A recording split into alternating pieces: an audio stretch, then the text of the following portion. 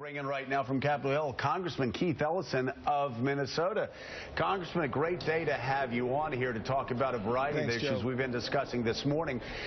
First of all, why don't you help us forward with inside the Muslim community?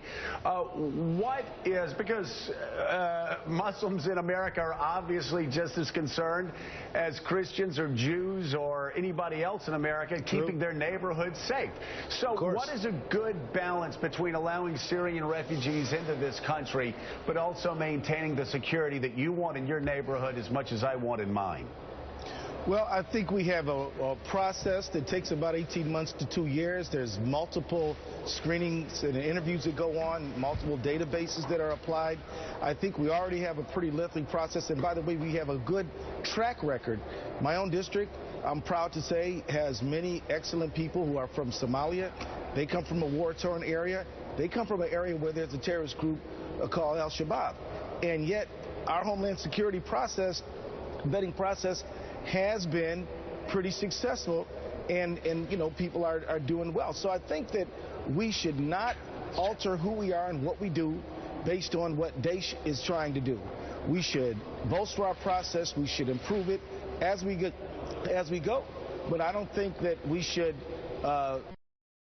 signal to Daesh or anyone that we're going to set up a whole new set of rules to vet people who are Muslim. I think we should treat people the same. Congressman Ellison, this is Michael Steele.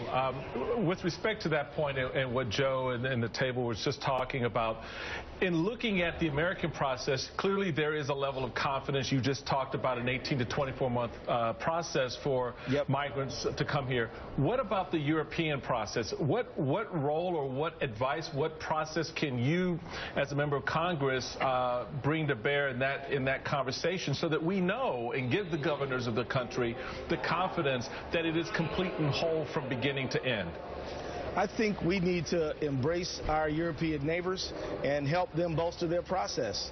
I think we need to recognize that we're kind of all in this together, that Daesh hates the world, including the Muslim world, by the way, and we have to join together with our European neighbors and others as well to make sure that we keep the Daesh terrorists on one side and the fleeing refugees who are fleeing those terrorists on the other, who need a safe haven. And this, you know, we need to really have a comprehensive look here. You know, one thing I'll tell you, Michael, is I'm very happy that in Vienna last week, world leaders, regional leaders, including Putin and Obama, really began to start talking about ending the conflict with, you know, diplomatic means and, of course, law enforcement and military means. At the end of the day, we can talk about refugees, and we should, but we got to end this conflict. We have to stop the pot from boiling from the very beginning, and that's where I'd like to spend a lot of time focusing attention. Congressman Ellison, Margaret Carlson here. Since the Paris attacks, as you go about your business on the Hill and you hear your colleagues saying we'll accept Christians, possibly, but not Muslims, what do you say to them? And, well, first of all, how does that make you feel? I mean, you're a protected class as a congressman, but as a Muslim. And what do you say to them to try to walk that back? I say Congress shall make no law establishing a religion nor the free exercise thereof. That is the first clause of the First Amendment. I'm telling you that, you know, these folks are letting fear make them forget our Constitution, and they shouldn't do it. I mean, the fact of the matter is that we don't do that. That's not who we are as a nation. Also, tactically, it's a big mistake, because remember, Daesh, their primary argument is that the West is at war with Islam and Islam is at war with the West. If we start saying Christians but no Muslims, aren't we reinforcing their narrative?